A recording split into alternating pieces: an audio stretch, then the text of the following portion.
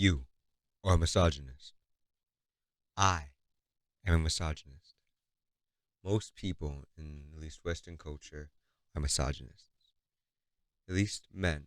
Maybe women too have this subconscious feeling towards themselves peddled by our institutions and the way we're taught, especially with lots of men.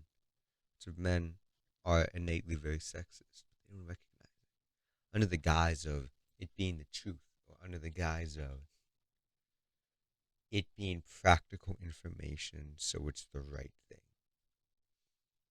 I will be talking about how, even though it could be considered practically right, morally, and if we want to further society, is wrong completely and how we should get rid of it.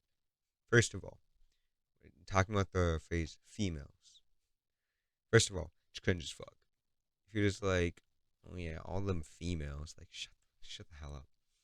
But also, it's deeper than that, deeper than just being cringy. It also actively denounces them and makes them be reduced simply to their biology, simply to their uterus, simply to their ovaries, make them be nothing more than just biology and genetics. It almost dehumanizes women.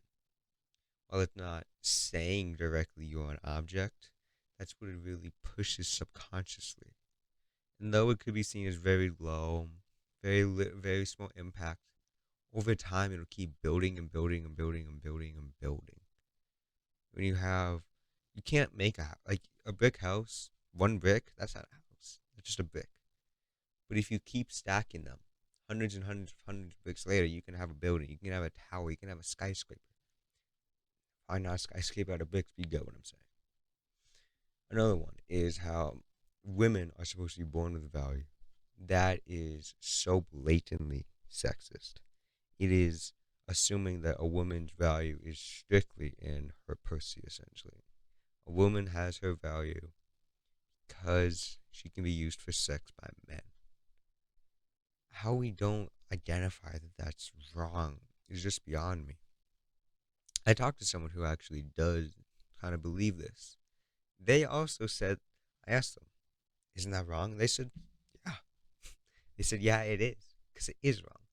You could say that in practice it's true. I don't think it's helpful. It kind of gives us a person to look down upon, a person who we think we're better than.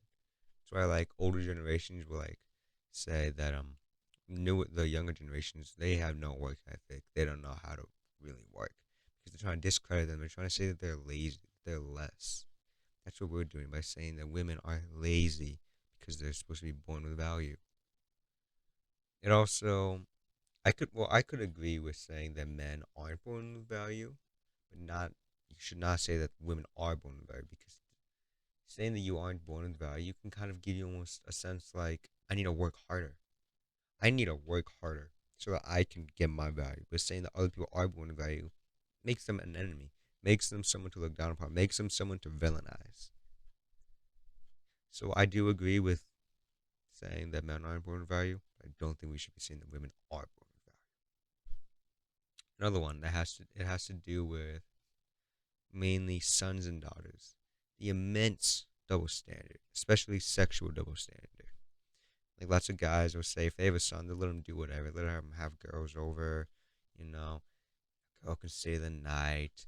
If if the son wants to bring a girl over, her take his mom out, let him have the house to themselves. But if their daughter does, they say no, no, no, no, no, not until they're 25 or whatever. That is a double standard. You're saying that then a man is allowed to, but a woman can't, because women are supposed to be subjected under our lens, under our caste system. They are subjugated under men. They have to be controlled. They don't know what's right. They're not smart enough to decipher right from wrong. Not smart enough to decipher. Not even just decipher, but to make their own choices and really handle or use their own body in a way that's productive and good. But men are allowed to. Men somehow are born with this ability. Another thing is that it completely obliterates any chances of solidarity across genders. It causes this division. It causes this tension. It causes us to say, isn't us versus them. It causes us to say they're an enemy. It causes us to say, like from men's side, they're below the value. They have it easier. Even just looking at my own experiences, like talking to women, I would say easily half, maybe more, maybe 60, maybe 70, maybe 80% said they've been sexually assaulted. That's just the ones who've said it. I'm betting a lot more have been sexually assaulted that I just haven't asked or hasn't, or it hasn't come in conversation. How are you gonna look at that and say that's easier? Or the statistics. Statistics also back me up. Don't have it easier. Or get moving up in jobs. There's a reason why it's hard. Women get paid less. Because it's just harder for women to move up. It's like why black people would get paid less under this caste still. Having the separation, like I said before, it makes it easier to have an enemy, but it also makes it easier for you to be controlled. It makes it easier for leaders like Andrew Tate, for example, to unify people against another people. It's a lot easier.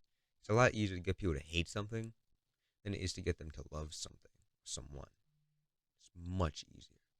Anyone can get you to hate someone if you tell them enough misinformation. If you tell them they are hurting you enough, that they are denying you your rights. Anyone can do it. Another one that plays in part with somewhat plays in part with the sons and daughters argument is that of us people, men of color, needing to protect our women of color from the white man. I could kind of see with their argument, like Malcolm X saying this, like because historically the white men have raped our women, they have used them for their bodies. But if we're gonna extend that, I think we should extend it to men as well. I don't think it should just be to women. That's wrong. It is wrong. It is once again about control. It's about saying you can't be trusted to make your own decisions. You can't be trusted with your own body. So I have to gatekeep it. I have to be the one in control of you. It completely destroys individual freedom, something that we advocate and say that we want so deeply in the United States. We say we're all about freedom.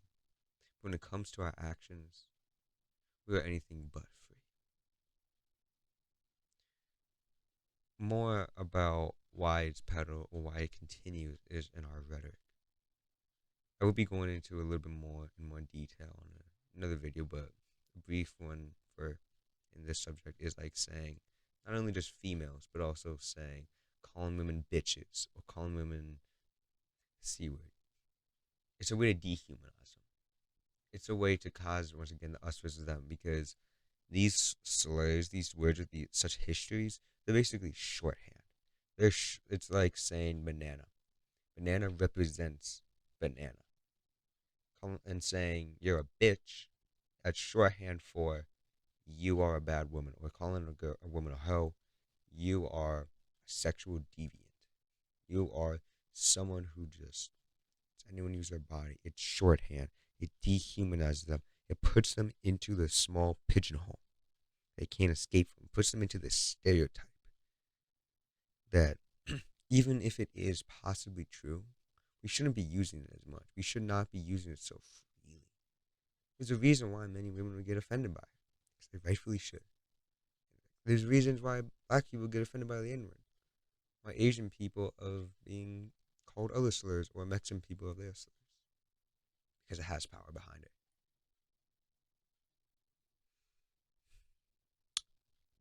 I believe in unity. I believe that we have much more in common than we have in differences. What? Just because someone has ovaries and menstrual cycle, now they should be treated differently? That's so stupid. It's so arbitrary. It's like saying because you're black, you should be treated differently. Because you're Mexican, you should be treated differently. No. We want to really progress in our society. We, the people, have to start to individually change. Because society is basically just the sum of the people. And if the people start to change, then the society will be forced to also change. So we can't change this cycle until we change ourselves.